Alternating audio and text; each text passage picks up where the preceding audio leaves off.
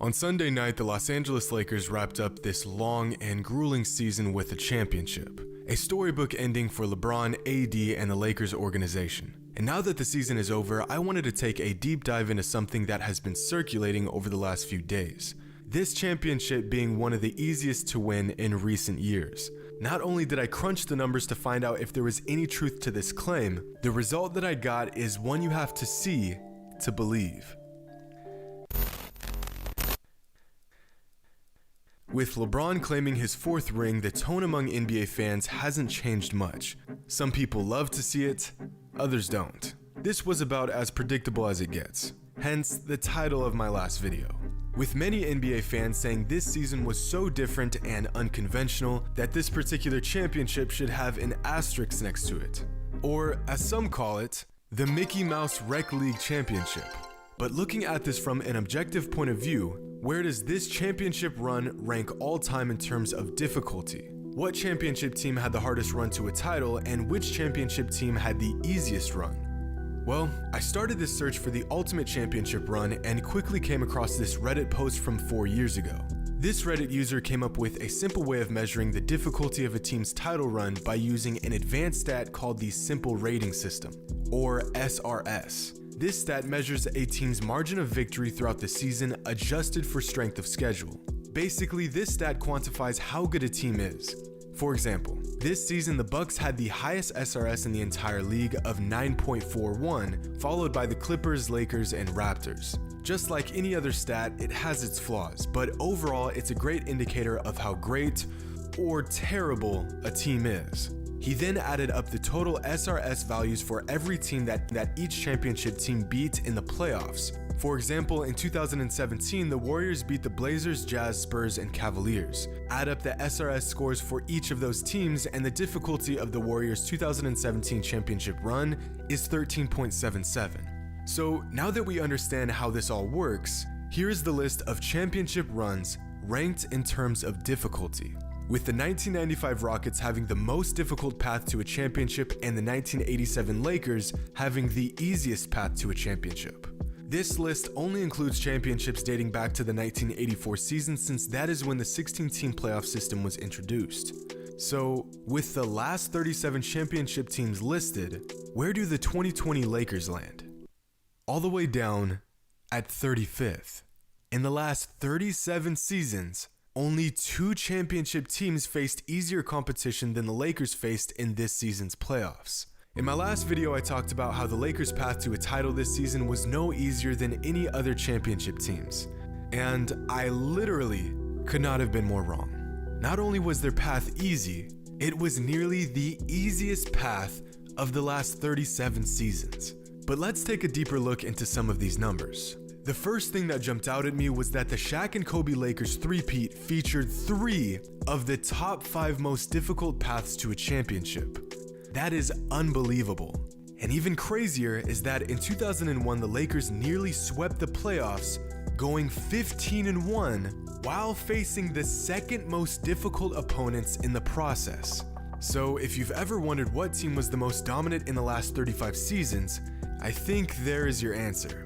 Now, if we highlight each decade, then we can see which 10-year span featured the most difficult runs to a championship. And for the most part, each decade had similar levels of difficulty, except the 80s.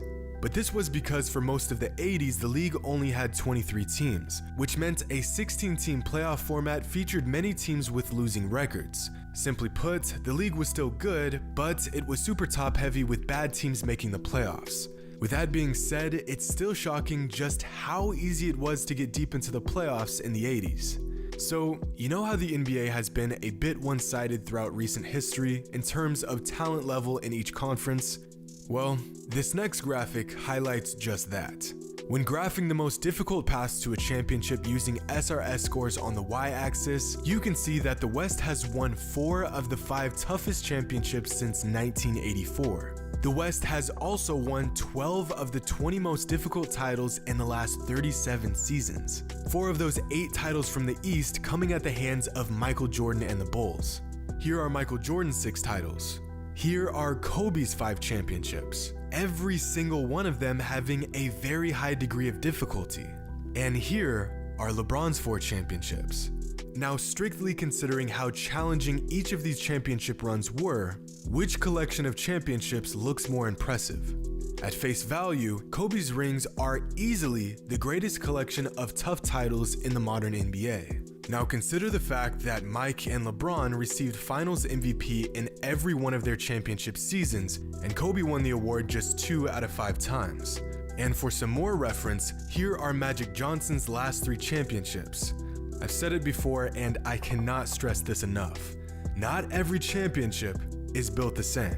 And when you start considering other variables like who did they play with, was there any significant injuries, and how well did they play in the finals, you begin to see just how ridiculous it is to base the foundation of your GOAT debate on purely how many rings a player has.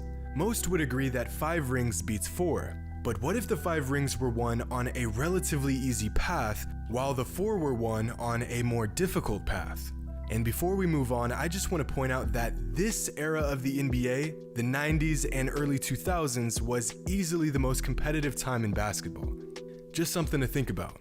So after seeing just how different each title run can be, one surprising aspect of this experiment that jumped out at me was the fact that the best 2 teams don't always end up in the finals. In fact, rarely do the best 2 teams end up in the finals. For example, in the 2001 playoffs, the Lakers faced off against the 76ers in the finals. This was possibly the biggest finals mismatch in recent history, but NBA fans knew this at the time. However, just how big of a mismatch this was is absurd. On their path to the finals, the Lakers beat the Blazers, the Kings, and the Spurs. All of these teams had a higher SRS score than the 76ers. Of course, this is a rather simple metric to grade how good a team is, but it is not a stretch to say that the Lakers faced better teams at every stage leading up to the finals than they did in the finals. In 2018, the Warriors beat the Spurs, the Pelicans, and the Rockets on their way to the finals to face the Cavs, each of these Western Conference teams being statistically better than the Cavaliers. So think to yourself, how many players and teams have been eliminated before the finals that could have made the finals if they were just in a different conference? How many NBA championships were decided in the Western Conference? This is why, although I'm a certified LeBron fanboy, I don't put as much weight into his 10 finals appearances as other fans. I have to consider the fact that during those finals runs, the East was considerably worse than the West, and if LeBron and the Cavs were in the West, they may not have even saw the finals. So just how easy was the Lakers' path to a championship this season? Quite frankly, it was historically easy. But the craziest part about all of this is that in 20 years, no one will care about the details. Just like how no one cares that 3 of Magic's 5 rings were won on easy paths. Just like how the 99 Spurs snagged a relatively easy ring during the most difficult era of the NBA. Just like how MJ's path to his first 2 rings were immensely easier than the path to his last 4. It doesn't matter because it doesn't change anything. Regardless of how you get it, a ring is still a ring. And although they aren't all built the same, they all shine just as bright.